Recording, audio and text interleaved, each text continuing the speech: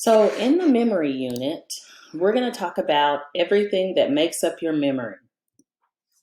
First off, let's discuss what memory is. It's learning that persists over time.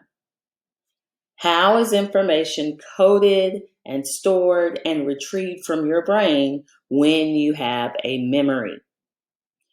In order to construct memory, we organize and shape the information in our brain. And there are several models that help us with our memories. First off, there's the encoding, storage, and retrieval model, which says that our memories go through three basic operations, just like a computer. Encoding is when your mind takes in the information, they get it into your memory. And storage is retaining of the information for future use. And retrieval is when you have to go in your mind and get the information and use it later. Processing of the information is supposed to be necessary in order for information to be encoded in your memory. The three-stage memory model says that information passes through three stages: sensory memory, short-term memory, and long-term memory. Still, like a computer, we have to have input, processing, and output. Each of these stages, sensory memory, short-term memory, and long-term memory, vary in purpose, duration, and capacity. For example, we all experience first a stimulus. Something happens in the environment. We see a lightning strike. Okay. We take that information into our sensory memory, which is only going to hold it for like 30 seconds, well, not even 30 seconds, half a second if it's visual, 2 to 4 seconds if it's auditory, and then it's going to dump it. Okay. It's if you don't do something to encode it into your short-term memory. So next comes short-term memory, which occurs when we take in the information that's come from our senses and we then hold it for up to 30 seconds, but we can only hold about 5 to 7 items, plus or minus 2.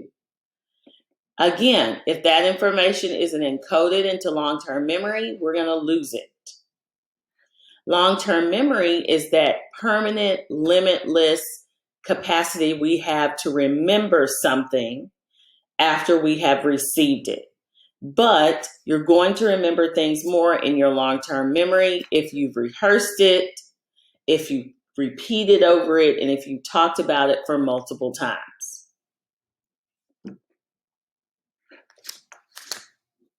Again, with your sensory memory, information is going to enter through your 5 senses. It doesn't stay there very long, and it always constantly has to make room for new information. Iconic memory, think of icon like eye, seeing, is your visual memory. It's going to last for a half a second. You can usually remember the things that you've seen before. Echoic memory, remember echoic, echo. You can remember things for about 2 to 4 seconds if you've heard them.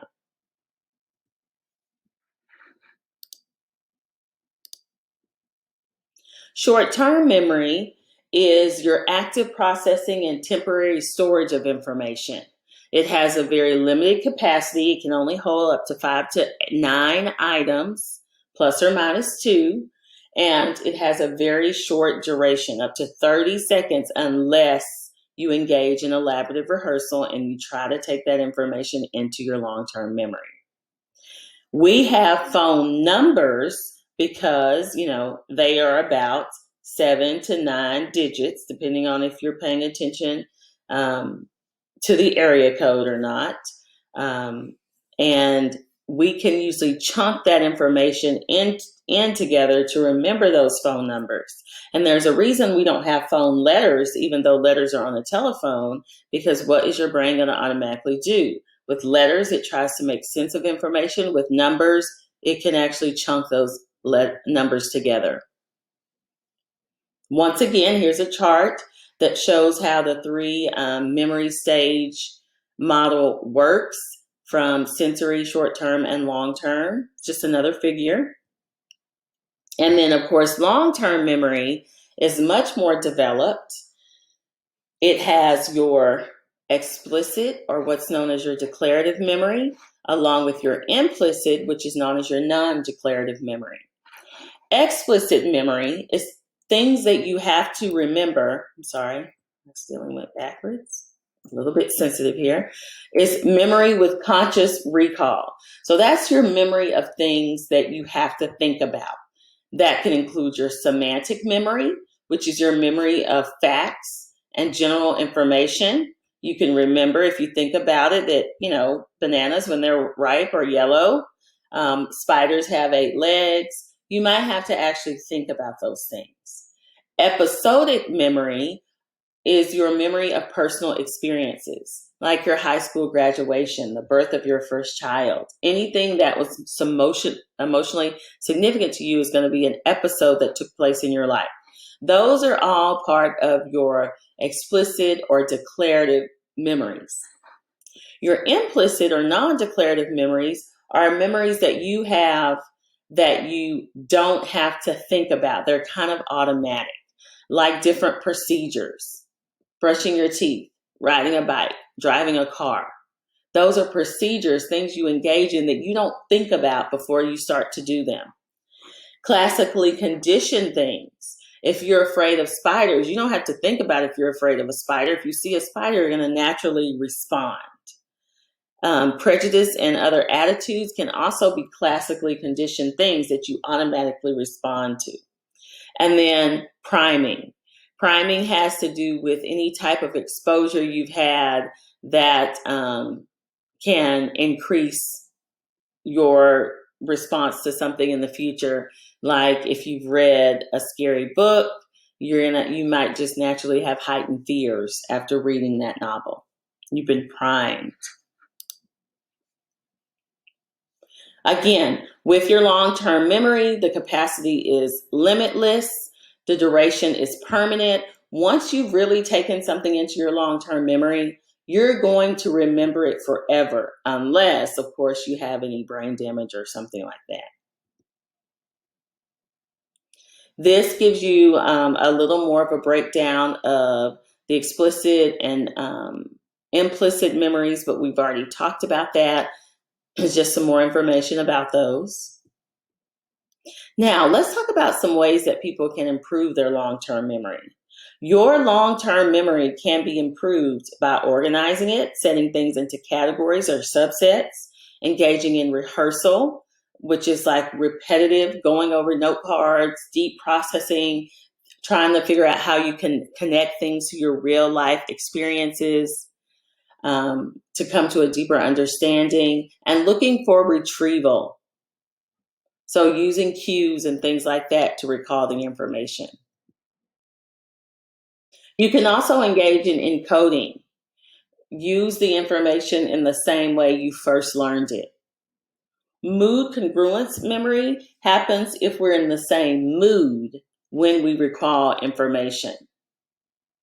So if you're sad and something happens to you, when you're sad again, you're probably going to remember very sad experiences.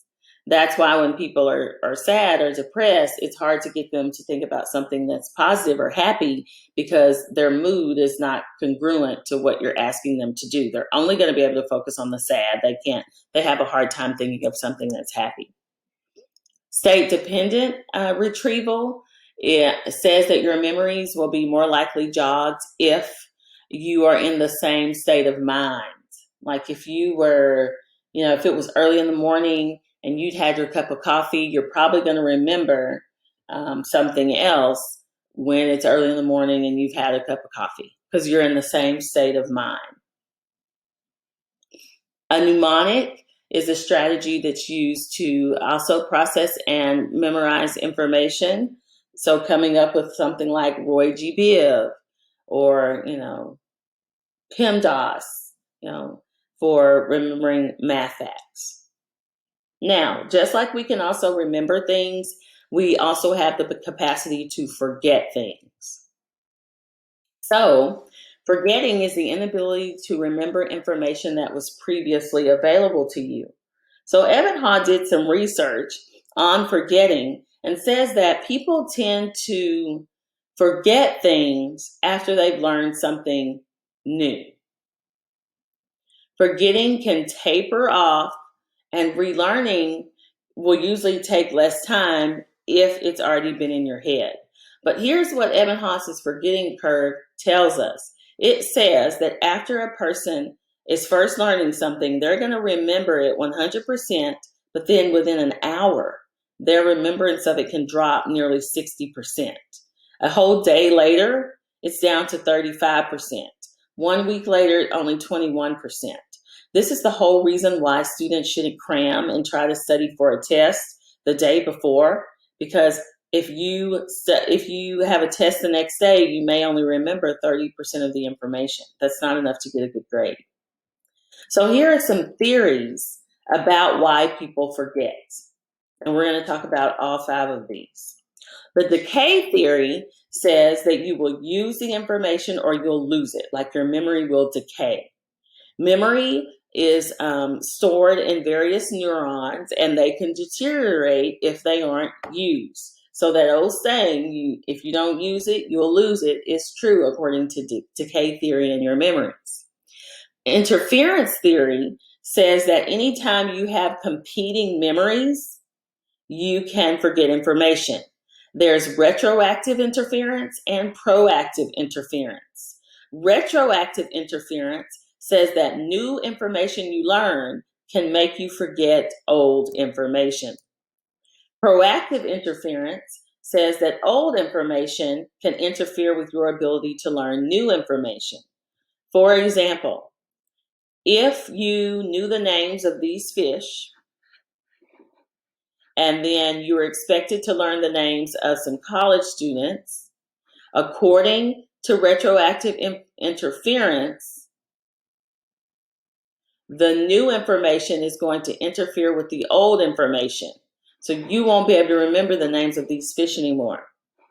For proactive interference, let's just say you have your old boyfriend or girlfriend, and then you get a new boyfriend or girlfriend, and you can't remember the new boyfriend or girlfriend's name because the old information interferes. You might even call your new boyfriend or girlfriend your old boyfriend or girlfriend's name. You can now tell them it's proactive interference. I don't know if they would like that. There's also motivated forgetting. This is when people forget things on purpose. Anytime somebody has experienced something that's traumatic or anxiety producing, they might push it into their unconscious mind so they don't have to think about it again. You can also have an encoding failure, which is the information never being recorded in your memory. So if sensory information doesn't get to your short-term memory, it can't go to long-term memory. If you don't remember the details, then things can partially be encoded, but not all the way. And then we also have retrieval failure theory, which says that it's there, but it's just not available. Has something ever been just on the tip of your tongue, like you remember somebody's name, but you just can't retrieve it? The tip of the tongue phenomenon says that information has been encoded, you remember it, but you temporarily can't access it. It could be because of emotional arousal, faulty cues, or interference of some sort. Some other factors that could influence your forgetting are these 6 factors, which we're also going to talk about. Starting with the misinformation effect. You could forget something if you have had misleading information that was presented after an event. That can alter your memory of it. If somebody tells you something that was incorrect, they can change your memory. People tend to remember actions they watch others perform rather than actions they imagine performing themselves.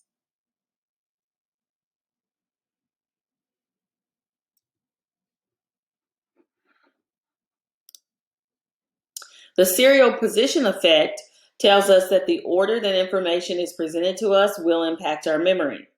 There's the idea of the primacy effect. Anything that you're presented with first in a list, you will easily recall. Anything you're presented with last in a list, you're going to be more easy to recall. Things that are in the middle are often harder to remember.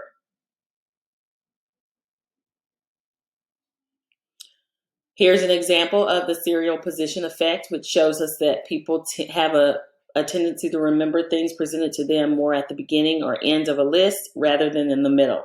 That's why if you're having an interview, you want to either be the first person who interviews or the last person who interviews of the day, because you're going to be more likely to stand out in that person's mind. Source amnesia occurs when a person forgets the origin of previously learned information. They don't know where it came from. They'll say, I know this, but I don't know how I know it. Also, when you have distributed practice, that means you break down your studying and practice of material over several short periods of time. You're going to be more likely to remember the information rather than if you engage in mass practice or cramming, because then you study for one period of time and you're going to only remember 30% of it by the next day. We oftentimes have source amnesia when it comes to political ads and things of that nature. You can forget the good things about a person. Culture could impact how well a person remembers things. So depending on your cultural experiences and how your culture looks at various situations. Long-term potentiation is the repeated stimulation of the synapses in your brain that helps strengthen your memories. As dendrites grow more spines and those synapses connect more to each other, then you can remember information. The neuron will become more efficient in transmitting the information, and the neurotransmitters released will increase. Stress can result in the release of epinephrine and cortisol. That could stimulate your amygdala, responsible for your emotions, your hippocampus, responsible for your memories, and then your cortex, which connects everything. Those chemicals can enhance and interfere with your ability to encode, store, and retrieve information. We know that stress plays a role in a lot of things that impact us in negative ways. Being emotionally aroused can lead to memory enhancement. For example, there's a term called Flashbulb Memories, which are vivid, detailed, neuropermanent experiences of memories that people can have. They can be positive or negatives. Anything that was emotionally arousing to you, you will probably remember. So your wedding day, your graduation day, the birth of your child, you probably will be able to remember all the details of those things. But also being mugged or experiencing a explosion in a building or flying for the first time. You can have flashbulb memories of those experiences because they were emotionally significant to you. Memories are located in one particular area of the brain, and that area is primarily the hippocampus. And it also has some other areas that can also be responsible for memory as well. When a person experiences a traumatic brain injury, that means that their brain has been damaged or bruised in some way, and it can cause a neurological disorder, primarily in people ages 15 to 25, but it can happen in people who are older as well. It could be from a car accident, a fall, a blow to the head, a gunshot wound. Amnesia occurs when a person has difficulty retrieving memories, either their old memories or new memories. Retrograde amnesia has to do with difficulty in retrieving old memories. That has to do with a consolidation failure. So let's just say a person is in a car accident, and after the accident, if they have retrograde amnesia, they can still make new memories, but they may have forgotten things about their past, especially what happened right before the accident. Anterograde amnesia occurs when a person has difficulty forming new memories after a traumatic brain injury. So let's just say a person had a car accident and they develop anterograde amnesia. They will not be able to form new memories after the accident. And here's an example of what was on the other slide as well, just explaining the difference between anterograde and retrograde amnesia. Alzheimer's disease is a progressive mental deterioration that usually occurs in old age. It can involve disturbances in memory, especially in your explicit and declarative memories, remembering of facts and personal experiences, but procedures, the things that people do on a regular basis, like how to walk and how to tie a shoe, may remain intact. There are various reasons that could cause memory distortions. Could be our need for logic and consistency, and could be for efficiency, like your brain will work better if those things aren't there. Eyewitness testimony has to do with memory errors in the criminal justice system that has led to many wrongful judgments of guilt or innocence. It can have life and death consequences. So many times after a crime has happened, police will look for eyewitnesses, and those witnesses will work with cops to identify what took place. But oftentimes the police may give leading questions that can create false memories or multiple memories that multiply over time. And that makes the person who's had that experience confused about whether something really happened. This diagram just kind of gives you an idea of what's taking place in the brain when eyewitness testimony occurs. When you see that lineup, that's almost like planting the seed of somebody being there in your memory. So some ways that we can increase the accuracy of eyewitness testimony is to take statements at the time of suspect identification, ask witnesses to make very fast judgments instead of taking a long time to study faces. It only takes a few seconds to really identify somebody who's committed a crime. Asking people to close their eyes and try to remember the details without giving them any visual cues. False memories are memories that are created. They can multiply over a time. Sometimes people can have a false memory if something has been told to them. This diagram gives you an example of some brain scans of when true memories are recalled and when a false memory has been implanted. Repressed memories are purposeful forgetting that people have. You're going to repress things that could be detrimental to you. It can be in your conscious mind or through unconscious means. So you can consciously try to forget something that is bad and you don't want to think about anymore. Or you can have unconscious repression, which is something that's so painful that you forget, and it helps you to function as a defense to forget it. There's a lot of debate on whether or not repressed memories actually exist. Many people who suffer from dissociative identity disorder have repressed things that could be painful to them. Here are some strategies that students can use to be successful. They can pay attention, try to reduce interference, strive for deeper levels of processing, try to counteract the serial position effect by being aware of it and making sure you pay more attention to things that are presented in the middle. You can use chunking. You can create hierarchies. You could use practice testing, distributed practice, employ self-monitoring, try to overlearn material so that your brain won't feel compelled to forget. That is everything you need to know about memory.